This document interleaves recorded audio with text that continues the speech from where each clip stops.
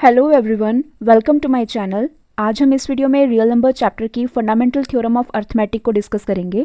इस थ्योरम को डिस्कस करने से पहले हमें कॉम्पोजिट नंबर और प्राइम नंबर्स की कॉन्सेप्ट की क्लैरिटी बहुत ज़रूरी है।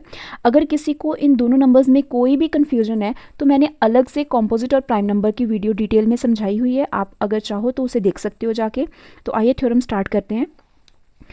फर्स्ट ऑफ ऑल हम स्टेटमेंट रीड करेंगे कि every composite number can be expressed as a product of primes and this factorization is unique.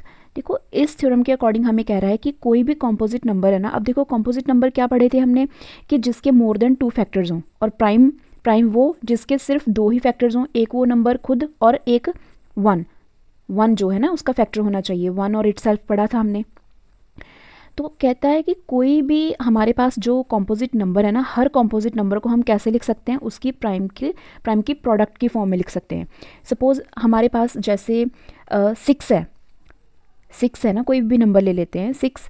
इसको मैं कैसे लिख सकती हूँ, अगर मैं इसके फैक्टर्स देखती हूँ 3 2 ज़ार 6, ठीक है। 10 है, 10 को हम कैसे लिख सकते हैं 5 2 ज़ार 10। 8 को कैसे लिख सकते हैं 2 इंटू 2 इंटू 2, 2 2 ज़ार 4 2 ज़ार 8।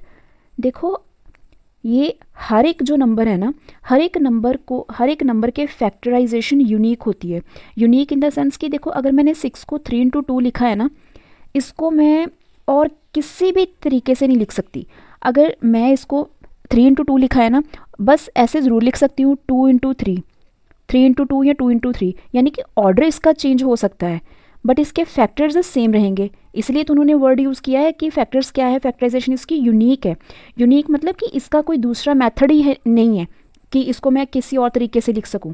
6 को चाहे आप गूगल पे सर्च कर लो, चाहे आप यूट्यूब की कहीं पे भी सर्च कर लो, किसी बच्चे से पूछ लो, चाहे अगर किसी 10th क्लास का बच्चा है, 9th क्लास का बच्चा है, ठीक है, कोई 8th क्लास का स्टूडेंट है या किसी भी क्लास का, किसी से भी पूछ लो, अपने फ्रेंड से पूछ लो, तो सबका आंसर यही आएगा। अगर हम किसी को भी पूछेंगे ना कि 6 के फैक्टर्स बताओ, तो वो भी यही कहेगा। कोई कहेगा 3 2 ज़ार 6, या वो कहेगा कि 2 3 ज़ार या 3 2 ज़ार 6, यानी कि ऑर्डर चेंज करके कोई ना कोई बोल सकता है, ठीक है। या फिर देखो, और तो हम यहाँ 1 तो हो गई ना, एक तो 1 और 6 होता ही है, बट हम इसको जो प्राइम फैक्टर्स है ना वो इसके यही होंगे 2 और 3। इसको किसी भी और तरीके से नहीं लिख सकते, इसलिए तो कहा है उन्होंने कि ये फैक्टराइजेशन यूनिक होती है। 10 को भी हम कैसे लिख सकते हैं 5 2 ज़ार 10, और कोई भी इसका मेथड नहीं है कि मैं इसको, देखो मैं 10 को कभी भी ऐसे नहीं लिख सकती कि मैं 3 2 ज़ार लिख दूँ।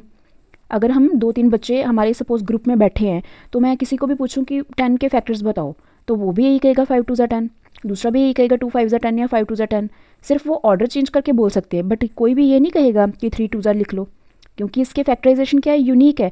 हर एक कॉम्पोजिट नंबर का ये है, सिर्फ इन तीनों का नहीं, हर एक कॉम्पोजिट नंबर को हम कैसे लिख सकते हैं, उसकी हर एक कॉम्पोजिट नंबर को हम उसके कैसे लिख सकते हैं, प्रोडक्ट ऑफ प्राइम, और वो फैक्टराइजेशन यूनिक होगी, बस उसका ऑर्डर ज़रूर चेंज हो सकता है। हम ना एक एग्जांपल अच्छे से समझते हैं वो लेके, और मैं वो एग्जांपल लूँगी 30 की, ठीक है। 30 के अगर मैं प्राइम फैक्टर्स देखती हूँ तो वो कैसे बनेंगे। 30 को हम कैसे लिख सकते हैं 15 2 ज़ार 30, ठीक है। 15 को कैसे लिखेंगे 5 3 ज़ार 15 एंड 5 1 ज़ार 5। तो देखो हमारे पास यहाँ पे 30 के फैक्टर्स क्या आ गए 2 इंटू 3 इंटू 5, फैक्टर्स क्या आ गए 2 इंटू 3 इंटू 5।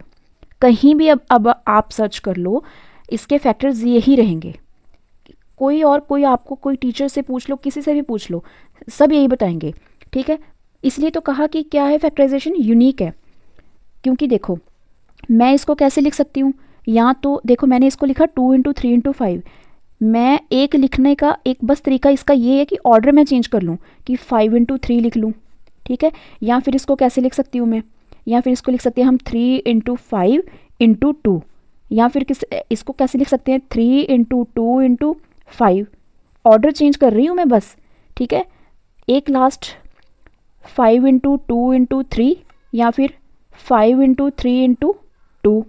देखो ऑर्डर चेंज हुआ, फैक्टर्स क्या रहे हर बार 2 3 5 2 5 3 3 2 3 5 2, हर बार फैक्टर्स तो यही रहे ना मेन, जस्ट उनका क्या हुआ, ऑर्डर चेंज हुआ, ठीक है। जस्ट उनका ऑर्डर चेंज हुआ, फैक्टर्स सेम ही रहे। इसलिए उन्होंने कहा कि कोई भी कॉम्पोजिट नंबर है ना, तो उसको हम कैसे एक्सप्रेस कर सकते हैं उसकी प्राइम की प्रोडक्ट में, तो ये फैक्टराइजेशन क्या रहेगी यूनिक, जस्ट उसका क्या है ऑर्डर चेंज कर सकते हैं हम।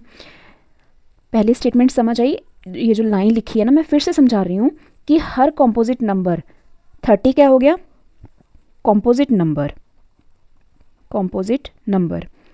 कॉम्पोजिट नंबर को मैंने कैसे लिखा, उसकी प्राइम की प्रोडक्ट में 2 प्राइम है, 3 प्राइम है, 5 प्राइम है, ये भी प्राइम है, ये भी प्राइम है, ये भी प्राइम है, ये क्या था, कॉम्पोजिट नंबर।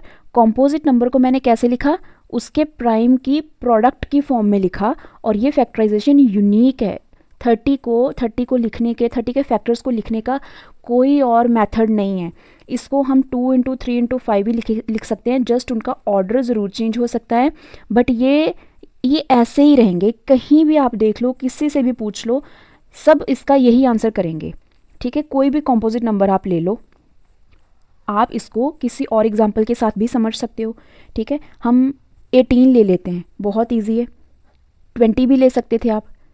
मैं 18 को कैसे लिख सकती हूँ, 2 9 ज़ार 18, 3 3 ज़ार 9 एंड 3 1 ज़ार 3। अब 18 को हम कैसे लिख सकते हैं, उसके फैक्टर्स क्या बने हमारे पास, 2 इंटू 3 इंटू 3। 18 क्या था, एक कॉम्पोजिट नंबर, और ये क्या हो गए, सब प्राइम। यही तो हमने पहली लाइन में पढ़ा है उसकी स्टेटमेंट की, कि हर एक कॉम्पोजिट नंबर को मैं कैसे एक्सप्रेस कर सकती हूँ उसकी प्राइम की प्रोडक्ट में। देखो, प्रोडक्ट मतलब मल्टीप्लाई ली, और ये सब क्या है, उसके प्राइम नंबर्स। अब इसको लिखने का यही तरीका है कि या तो मैं इसको ऐसे लिख लूँ, 3 इंटू 2 इंटू 3, है ना, या फिर 3 इंटू 3 इंटू 2। ऑर्डर चेंज कर सकते हैं, बट ये जो यूनिकनेस है ना इसकी यही रहेगी। 30 की अलग है प्राइम फैक्टर्स, 18 के अलग है, सबके ही अलग हैं। हर एक को लिखने का जो वे है ना, वो यूनिक है, हर एक का, हर एक प्राइम नंबर का। यही उन्होंने कहा कि कोई भी, हर एक कॉम्पोजिट नंबर को हम कैसे एक्सप्रेस कर सकते हैं उसकी प्रोडक्ट ऑफ प्राइम में। कोई भी आप ले लो, देखो यहाँ पे भी तो मैंने लिया 6 कॉम्पोजिट है, 10 कॉम्पोजिट है, 8 कॉम्पोजिट है, तो मैंने उसको कैसे लिखा, उसकी प्रोडक्ट ऑफ प्राइम की फॉर्म में, और ये फैक्टराइजेशन क्या हो गई, यूनिक। यही हमारे 3-4 स्टेप्स हैं इस थ्योरम में, कि कोई भी अगर मेरे पास कॉम्पोजिट नंबर है ना, उसको मैं कैसे लिखूंगी, उसकी प्राइम, उसकी प्रोडक्ट ऑफ प्राइम में। ठीक है, ऐसे प्रोडक्ट ऑफ प्राइम में, यहाँ पे प्राइम नंबर होंगे।